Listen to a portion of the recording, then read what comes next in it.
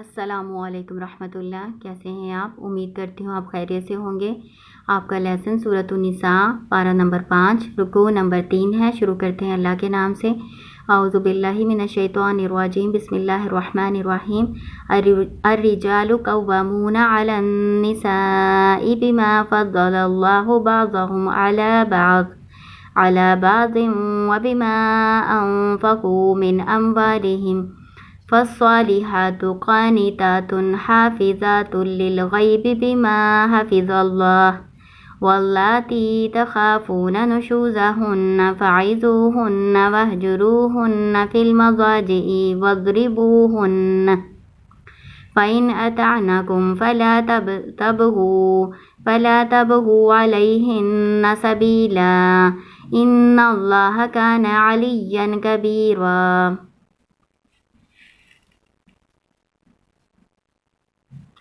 الرجال مرد، قوامون قوام ہے، حاکم ہے، علی النساء عورتوں پر، بما باوجہ اس کے جو، فضل اللہ فضیلت دی اللہ نے، بعضہم ان کے بعض کو، علی بعض بعض پر، وبما اور باوجہ اس کے، انفقوا جو انہوں نے خرچ کیا، من اموالہم اپنے مالوں میں سے، فالصالحات پس نیک عورتیں، قانتات فرما بردار ہوتی ہیں، حافظات حفاظت کرنے والی ہوتی ہیں، للغیبی پیٹھ پیچھے یعنی شوہر کی غیر موجودگی میں، بما ساتھ اس کے جو، حفظ اللہ حفاظت ہے اللہ کی، یعنی اللہ کی حفاظت میں، اللہ کی نگرانی میں، شوہر کی غیر موجودگی میں حفاظت کرنے والی ہوتی ہیں۔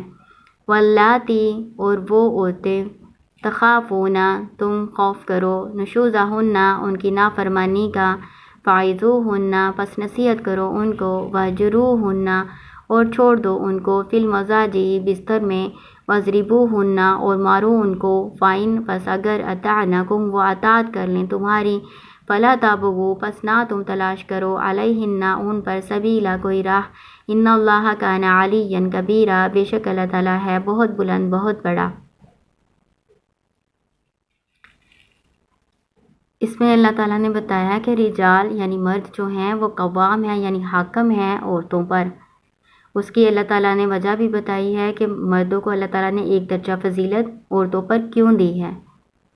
بما باوجہ اس کے جو، فضل اللہ اللہ نے فضیلت دی، بعضہم بعض کو، علی بعض بعض پر، اللہ تعالیٰ نے بعض کو بعض پر فضیلت دی ہے۔ وہ آپ پہلے پڑھ چکے، میں آپ کو بتا چکی ہوں کہ ایک گھر میں دو لوگوں کی حکمرانی نہیں ہو سکتی، ایک کو اللہ تعالیٰ نے حاکم بنایا ہے، دوسرے کو اس کا ساتھ مددگار بنایا ہے۔ جیسے ایک بادشاہ ہوتا ہے اور ایک وزیر ہوتا ہے، دو بادشاہ ایک جگہ پہ نہیں رہ سکتے، تو اسی طرح دو گھر میں بھی ایک بندے کی حکمرانی ہوگی، مرد حاکم ہے، اور عورت اس کو مشورہ دے سکتی ہے، اس کے کام میں مددگار ہو سکتی ہے۔ حکم جو ہے وہ مرد کا ہی ہے، اللہ تعالیٰ نے ان کو فضیلت دی ہے، مرد کو اللہ تعالیٰ نے طاقت دی ہے، دماغی صلاحیتیں زیادہ دی ہیں، اس حساب سے ان پر ذمہ داریاں بھی بہت زیادہ ہیں۔ قوام ہونے کا یہ مطلب نہیں ہے کہ وہ حاکم ہے تو وہ حکم ہی چلائیں گے، اللہ تعالیٰ نے ان کی ذمہ داریاں بھی بہت زیادہ رکھی ہیں اس حساب سے۔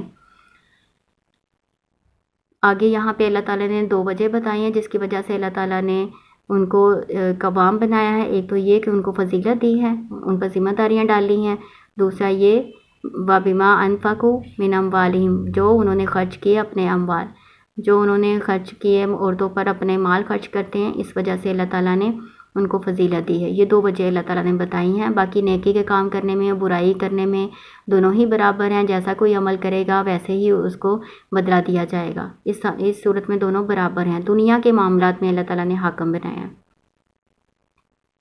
فالصالحات پس نیک عورتیں، قانتات فرما برداری کرنے والی ہوتی ہیں، حافظات حفاظت کرنے والی ہوتی ہیں، للغیبی پیٹھ پیچھے یعنی شوہر کی غیر موجودگی میں۔ نیک عورتیں جو ہوتی ہیں ان کی خوبیاں اللہ تعالیٰ بیان کر رہے ہیں کہ نیک عورتیں پھر کیسی ہوتی ہیں، وہ فرما برداری کرنے والی ہوتی ہیں، شوہر کی دنیا کے معاملے میں ہر طرح کی فرما برداری اختیار کرتی ہیں، جو بھی ان کو کام دیا جاتا ہے تو وہ اپنی طاقت کے مطابق ان کو سارا انجام دینے کی کوشش کرتی ہیں۔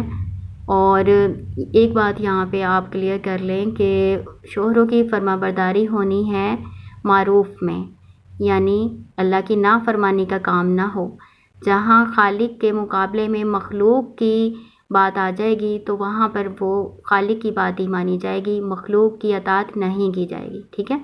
اللہ تعالیٰ نے قرآن پاک میں والدین کی اطاعت کا بھی حکم دیا ہے، حاکم کی اطاعت کا بھی حکم دیا ہے، شوہر کی بھی اطاعت کا حکم دیا ہے، لیکن اگر وہ اللہ کے حکم کے خلاف کوئی حکم دیتے ہیں تو پھر ان کی اطاعت کرنا جائز نہیں ہے۔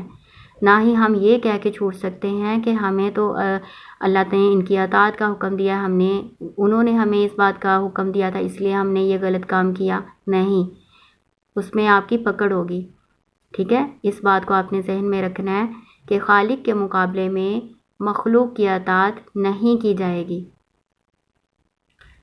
اور دوسری خوبی بیان کی گئی ہے، حفاظت کرنے والی ہوتی ہیں غیر موجودگی میں، یعنی شوہر کی غیر موجودگی میں اللہ کی نگرانی میں ہی اس کے مال کی، اس کی اولاد کی، اس کے گھر بار کی اور اپنی عزت و عفت کی حفاظت کرنے والی ہوتی ہیں۔ واللاتی، وہ جو تخافون، تم خوف کرو نشوزہن، ان کی نافرمانی کی، فائزوہن، پس ان کو نصیحت کرو۔ یہ اللہ تعالیٰ کہہ رہے ہیں کہ جو عورتیں نافرمانی اختیار کرتی ہیں تو پھر ان کو کیسے سمجھانا ہے، کیسے ان کو راہ راست پر آنا ہے۔ 3 درجے اللہ تعالیٰ نے، بلکہ 4 درجے اللہ تعالیٰ نے بیان کیے ہیں اس میں۔ پہلا یہ ہے کہ ان کو نصیحت کرو، زبانی سمجھاؤ ان کو، ٹھیک ہے۔ اللہ تعالیٰ نے عورت کو ٹیڑھی پسلی سے پیدا کیا ہے نا، تو اللہ تعالیٰ تو نبی صلی اللہ علیہ وسلم نے فرمایا کہ ان سے اسی طرح سے فائدہ اٹھاؤ۔ اگر سیدھا کرنے کی کوشش کرو گے تو ان کو توڑ دو گے، تو ان کو پیار محبت سے سمجھانے کی کوشش کرو، زبانی نصیحت کرو، یہ پہلا درجہ ہے۔ وَجُرُوهُنَّ فِي الْمَضَاجِعِ، اور چھوڑ دو ان کو بستر میں، یعنی ان کا بستر اپنا بستر الگ کر لو، ان کے بستر سے ان کو تنہا چھوڑ دو۔ جو سمجھدار عورتیں ہوتی ہیں ان کے لیے اس میں عبرت ہو جاتی ہے۔ تو تیسری اللہ تعالیٰ نے صورت بیان کی ہے وَضْرِبُوهُنَّ، اور ان کو مارو۔ یہ تیسری صورت ہے کہ اگر وہ ان دونوں طریقوں سے نہیں راہ راست پر آ رہی، غلط کام کر رہی ہیں، شوہر کی نافرمانیاں کر رہی ہیں، تو یہ دونوں طریقے اختیار کر کے ان کو نہیں نصیحت ہوتی تو پھر ان کو مارو، لیکن چوٹ ایسی مارنی ہے کہ ہڈی نہ ٹوٹے، نشان نہ پڑے اور چہرے پر نہیں مارنا، ٹھیک ہے۔ ان 3 باتوں کا خیال رکھتے ہوئے مارے، یہ نہیں کہ جانوروں کی طرح اسے پیٹے۔ فَإِنْ أَطَعْنَكُمْ، پس اگر وہ تمہاری اطاعت کر لیں، فَلَا تَبْغُوا، پس نہ تم تلاش کرو عَلَيْهِنَّ، ان پر سبیلا، کوئی راہ، یعنی پھر اگر وہ تمہاری اطاعت کر لیتی ہیں تو پھر ان کو تنگ کرنے کی کوئی صورت نہ تلاش کرو۔ ان اللہ، بے شک اللہ تعالیٰ کانا ہے، علیٰ کبیرہ، بہت بلند، بہت بڑا۔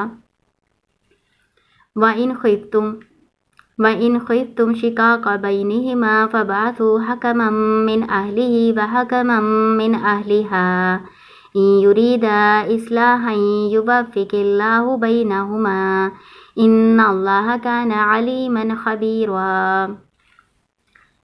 وَإِنْ، اور اگر، خِفْتُمْ، تم خوف کرو، تم ڈرو، شِقَاقَ، مخالفت، جھگڑے کے، بینہما، ان دونوں کے درمیان، فَابْعَثُوا، پس مقرر کرو، حَكَمًا، ایک حکم، ایک فیصلہ کرنے والا، من اہلہ، اس مرد کے گھر والوں میں سے، وحکمًا، اور ایک فیصلہ کرنے والا، من اہلہا، اس عورت کے گھر والوں میں سے، ان یریدا، اگر وہ دونوں چاہیں گے، اصلاح کرنا، یوفق اللہ بینہما، اللہ تعالیٰ موافقت پیدا کر دے گا ان کے درمیان۔ ان اللہ، بے شک اللہ تعالیٰ کانا ہے، علیما خبیرہ، علم والا، باخبر۔ اللہ تعالیٰ کہہ رہا ہے کہ اگر ان دونوں میں ناچاکی ہو میاں بیوی میں تو کیا کرنا چاہیے؟ ایک فیصلہ کرنے والا سمجھدار مرد کے گھر والوں میں سے اور ایک سمجھدار فیصلہ کرنے والا عورت کے گھر والوں میں سے مقرر کریں، وہ ان دونوں میں صلح کروانے کی کوشش کریں۔ اگر وہ صلح کروانے کا ارادہ کرتے ہیں تو اللہ تعالیٰ ان دونوں میں، میاں بیوی میں، موافقت پیدا کر دیں گے، اور اگر نہیں موافقت پیدا ہو رہی تو پھر طلاق بھی کروائی جا سکتی ہے۔ بے شک اللہ تعالیٰ ہے بہت جاننے والا، بہت باخبر۔ وَاعْبُدُوا اللَّهَ وَلَا تُشْرِكُوا بِهِ شَيْئًا وَبِالْوَالِدَيْنِ إِحْسَانًا وَبِذِي الْقُرْبَى وَالْيَتَامَى وَالْمَسَاكِينِ وَالْجَارِ ذِي الْقُرْبَى۔ وَاعْبُدُوا، اور عبادت کرو، اللہ کی، وَلَا تُشْرِكُوا، نہ تم شریک ٹھہراؤ، بِهِ، ساتھ اس کے، شیئاً، کسی چیز کو، بالوالدین احسانا، اور والدین کے ساتھ احسان کرو، وبذی القربیٰ، اور قریبی رشتہ داروں کے ساتھ، والیتامیٰ، اور یتیموں کے ساتھ، والمساکین، اور مسکینوں کے ساتھ، والجار ذی القربیٰ، اور قریبی رشتہ دار ہمسائے کے ساتھ۔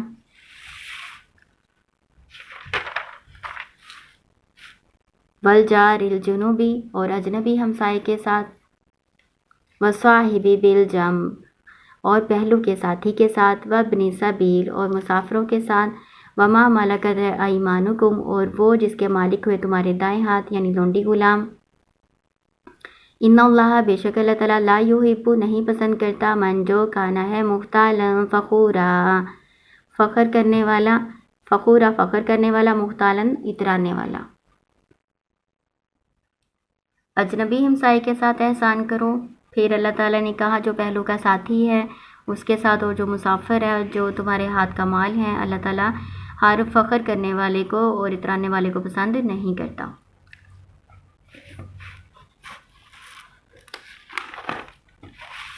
اس آیت میں اللہ تعالیٰ نے بتایا کہ اللہ تعالیٰ کی عبادت کرو، اللہ تعالیٰ کے ساتھ کسی اور کو شریک نہ ٹھہراؤ۔ شرک سب سے بڑا گناہ ہے جس کو معاف نہیں کیا جائے گا۔ اس کے علاوہ جو گناہ ہوں گے اللہ تعالیٰ اپنی رحمت سے اس کو معاف کر دیں گے، لیکن شرک جو ہے یہ کبھی معاف نہیں ہوگا اور مشرک ہمیشہ ہمیشہ کے لیے جہنم میں رہے گا، یہ آپ پہلے ہی جانتے ہیں۔ اور دوسرا والدین کے ساتھ احسان۔ احسان کیا ہوتا ہے؟ کسی کام کو اچھی طرح خوبصورتی سے انجام دینا، کسی کو اس کے حق سے زیادہ دینا، اور اللہ کی عبادت یا اللہ کی کوئی بھی اللہ کا حکم اس طرح سے ادا کرنا جیسے ہم اللہ کو دیکھ رہے ہیں۔ اگر ہم تو اللہ کو نہیں دیکھتے تو کم از کم یہ خیال بنا لینا چاہیے کہ اللہ تو ہمیں دیکھتا ہی ہے اور اس کام کا ہمیں بہترین اجر عطا فرمائے گا۔ ٹھیک ہے، یہ احسان کے مفہوم ہے، میں آپ کو پہلے بھی یہ بتا چکی ہوں۔ وبذی القربیٰ اور رشتہ داروں کے ساتھ، قریبی رشتہ داروں کے ساتھ اللہ تعالیٰ نے احسان کا حکم دیا۔ والیتامى اور یتیموں کے ساتھ۔ یتیم وہ بچے ہوتے ہیں جو نابالغ ہوتے ہیں اور ان کے والد وفات پا جائیں، وہ یتیم کہلاتے ہیں۔ بلوغت کے بعد یتیمی ختم ہو جاتی ہے۔ مساکین، مساکین کہتے ہیں جو محتاج ہوتے ہیں، جن کا ضرورت کے لائق نہیں ہوتا، ان کے پاس ان کا گزارا نہیں ہو رہا ہوتا، لیکن وہ سوال نہیں کرتے کسی سے، پاک دامنی اختیار کرتے ہیں، سوال نہیں کرتے۔ اور ہمسایہ، قریبی رشتہ دار، والجار الجنبی وجار الجنوبی اور اجنبی ہمسایہ، اس کے ساتھ احسان کا اللہ تعالیٰ نے حکم دیا ہے۔ پھر جو پہلو کا ساتھی ہے، پہلو کے ساتھی کون کون سے ہو سکتے ہیں؟ ہم نشین، جو آپ کے ساتھ رہنے والے ہوتے ہیں۔ میاں بیوی بھی ایک دوسرے کے لیے صاحب جنب ہیں۔ پھر آپ کے اسکول میں یا آپ کے کالج میں یا آپ کی کام کی جگہ میں جو بھی آپ کے ساتھ کام کرتے ہیں، رہتے ہیں، یا کوئی بھی آپ کے ساتھ سفر کر رہا ہے، وہ سارے آپ کے پہلو کے ساتھی ہیں۔ ان سب کے ساتھ اللہ تعالیٰ نے احسان کا حکم دیا ہے۔ پھر مسافر ہیں، مسافر کے ساتھ احسان کریں۔ اور جو تمہارے ہاتھ کا مال ہے یعنی جو لونڈی غلام ہیں تمہارے، ان کے ساتھ نیک سلوک کرو، اور اللہ تعالیٰ ہر شیخی بگاڑنے والے اور فخر کرنے والے کو پسند نہیں کرتا۔ اور شیخی کون بگاڑتے ہیں وہ اللہ تعالیٰ نے آگے بتائے ہیں کہ وہ کون لوگ ہیں جو شیخی کرنے والے اور فخر کرنے والے ہوتے ہیں۔ اللہ کی نعمت کا اظہار کرنا چاہیے، لیکن اس کو یہ نہیں سمجھنا چاہیے کہ یہ نعمت ہمیں ہماری وجہ سے ملی ہے، ہماری قابلیت کے بنا پر ملی ہے، یا ہم نے یہ کمائی ہے۔ اللہ کا فضل ہے، اللہ نے دیا ہے، تو اس میں دوسرے لوگوں کو بھی شریک کریں، ہے نا۔ تو یہ جو اترانا اور فخر کرنا ہے نا، جن وجہ سے یہ پیدا ہوتی ہیں، وہ اللہ تعالیٰ نے باتیں بتائیں کہ وہ کون سی باتیں اس اگلی آیت میں۔ الذین یبخلون ویأمرون الناس بالبخل ویکتمون ما آتاہم اللہ من فضلہ وَأَعْتَدْنَا لِلْكَافِرِينَ عَذَابًا مُّهِينًا۔ پہلی تو یہ بات ہے، نمبر 1، الذین وہ لوگ جو یبخلون وہ بخل کرتے ہیں، وَيَأْمُرُونَ النَّاسَ بِالْبُخْلِ اور حکم دیتے ہیں لوگوں کو بخل کا، یعنی خود بھی کنجوسی کرتے ہیں، دوسروں کو بھی کنجوسی کا حکم دیتے ہیں تاکہ سارے ایک جیسے ہو جائیں۔ وَيَكْتُمُونَ اور وہ چھپاتے ہیں، مَا آتَاهُمُ اللَّهُ مِن فَضْلِهِ جو اللہ تعالیٰ نے ان کو عطا کیا ہے اپنے فضل سے، یعنی اللہ تعالیٰ نے ان کو اپنے فضل سے جو نعمتیں دی ہیں وہ دیتے نہیں لوگوں کو، اللہ کے راستے میں خرچ نہیں کرتے بلکہ چھپا چھپا کے رکھتے ہیں، کنجوسی کرتے ہیں۔ وَأَعْتَدْنَا اور ہم نے تیار کیا للکافرین کافروں کے لیے عذابا مہینا عذاب ذلت کا۔ اللہ کے راستے میں اللہ کا دیا ہوا مال خرچ کرنا چاہیے، اللہ کی نعمتوں کو خرچ کرنا چاہیے، اپنے اوپر بھی خرچ کریں، غریبوں کو بھی دیں، محتاجوں کو بھی دیں، جو اللہ تعالیٰ نے یہ پیچھے بتائیں لوگ ان سب پر خرچ کریں، اس کو چھپا کے نہ رکھیں۔ اللہ تعالیٰ پسند کرتا ہے کہ اللہ تعالیٰ اپنی دی ہوئی نعمت کا اثر اپنے بندے پر دیکھے۔ ریاکاری کی نیت اگر نہ ہو تو یہ پسندیدہ ہے۔ اور دوسری جو اللہ تعالیٰ نے چیز بتائی ہے جس کی وجہ سے فخر و غرور پیدا ہوتا ہے وہ یہ آیت ہے، والذین ينفقون اموالهم رئاء الناس ولا يؤمنون بالله ولا بالیوم الآخر ومن یکن الشیطان له قرینا فساء قرینا۔ والذین وہ لوگ جو ينفقون خرچ کرتے ہیں اموالہم اپنے اموال رئاء الناس لوگوں کو دکھاوے کے لیے، ولا یؤمنون نہیں وہ ایمان رکھتے باللہ اللہ پر، ولا بالیوم الآخر نہ ہی یوم آخرت پر، ومن یکن الشیطان اور جس کا ہو گیا شیطان لہو اس کا قریناً ساتھی، فساء قرینا پس بہت ہی برا ساتھی ہے۔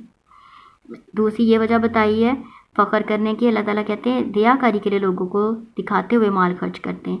ریاکاری کو شرک خفی کہتے ہیں۔ ریاکاری کیا ہوا کوئی بھی عمل ہے نا وہ قابل قبول نہیں ہوگا اللہ کی بارگاہ میں، ٹھیک ہے۔ تو یہ دوسری وجہ ہے جس کی وجہ سے فخر و غرور پیدا ہوتا ہے، اطراحٹ پیدا ہوتی ہے کہ دکھاوے کے لیے لوگوں کو خرچ کرنا، لوگوں پر خرچ کرنا۔ اور ایک تو یہ ہو گیا کہ لوگوں کو دکھاوے کے لیے مال خرچ کرتے ہیں، دوسرا یہ کہ وہ اللہ اور یوم آخرت پر ایمان نہیں رکھتے، ہے نا۔ اسی وجہ سے تو ریاکاری کو شرک خفی کہتے ہیں، شرک اصغر کہتے ہیں۔ وَمَن يَكُنِ الشَّيْطَانُ لَهُ قَرِينًا جس کا شیطان ساتھی ہوا پس وہ برا ساتھی ہے، یعنی یہ سارے کام کیوں کرتا ہے؟ کیونکہ اس نے شیطان سے دوستی لگائی ہوئی ہے، تو جو شیطان سے دوستی لگائے گا وہ تو برا ہی ساتھی ہے، وہ تو اپنے ساتھ آپ کو بھی جہنم میں لے جائے گا۔ وَمَاذَا عَلَيْهِمْ لَوْ آمَنُوا بِاللَّهِ وَالْيَوْمِ الْآخِرِ وَأَنفَقُوا مِمَّا رَزَقَهُمُ اللَّهُ وَكَانَ اللَّهُ بِهِمْ عَلِيمًا۔ وَمَاذَا عَلَيْهِمْ اور کیا ہے ان کو، اگر وہ لو آمنوا اگر وہ ایمان لاتے باللہ اللہ پر، والیوم الآخر اور یوم آخرت پر، یعنی اللہ کی بات مانتے ہوئے اللہ کے راستے میں خرچ کرتے، کہ اس بات کی نیت رکھتے ہوئے کہ یوم آخرت یعنی قیامت کے دن ان کو اس کا بہتر اجر ملے گا، بدلہ ملے گا، تو ان کے لیے زیادہ بہتر ہوتا۔ وَأَنفَقُوا اور وہ خرچ کرتے مما اس میں سے جو رزقہم اللہ اللہ نے ان کو رزق دیا ہے، جو بھی نعمت اللہ کی طرف سے ملی ہے اس کو اللہ کے راستے میں خرچ کرتے اللہ کے بتائے ہوئے طریقے کے مطابق اور ثواب کی امید رکھتے ہوئے، تو ان کے لیے اچھا ہوتا۔ وَكَانَ اللَّهُ بِهِمْ عَلِيمًا اور اللہ تعالیٰ ہے ان کو جاننے والا، یعنی دل کے حالات اللہ جانتا ہے کہ کس نیت سے کوئی خرچ کر رہا ہے۔ إِنَّ اللَّهَ لَا يَظْلِمُ مِثْقَالَ ذَرَّةٍ وَإِن تَكُ حَسَنَةٌ يُضَاعِفْهَا وَيُؤْتِ مِن لَّدُنْهُ أَجْرًا عَظِيمًا اور اگر کوئی ہوگی نیکی وہ اس کو بڑھا دے گا، یعنی دگنا دے گا اس کا اجر، وَيُؤْتِ اور وہ دے گا مِن لَّدُنْهُ اپنے پاس سے أَجْرًا عَظِيمًا بڑا اجر۔ جو بھی کوئی نیکی کا کام کرے گا اللہ تعالیٰ اس کو بڑھا کے اس کا کئی گنا اپنی طرف سے اجر عطا فرمائیں گے۔ فَكَيْفَ پس کیسے، اذا جب جئنا ہم لائیں گے من کل امت بشہید ہر ایک جماعت میں سے ایک گواہ، وجئنا اور ہم لائیں گے بک آپ کو علی ہؤلاء ان سب پر شہیدا گواہ۔ یومئذ ان دو آیتوں کا میں آپ کو اکٹھا ہی کر دیتی ہوں۔ یومئذ اس دن یود الذین کفروا چاہیں گے وہ جنہوں نے کفر کیا، وعصوا الرسول اور نافرمانی کی رسول کی، لو تسوا کاش کے برابر کر دی جائے بہم الارض ان پر زمین، ولا یکتمون اللہ اور نہیں وہ چھپا سکیں گے اللہ سے حدیثہ بات کو۔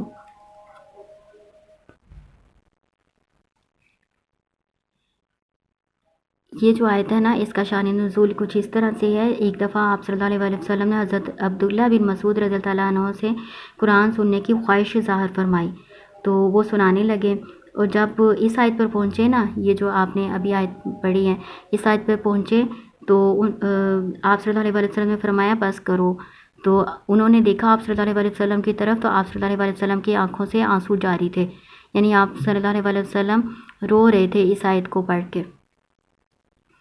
تو اس طرح سے یہ صحیح بخاری میں یہ حدیث ہے، یہ اس کا شان نزول ہے اس آیت کا۔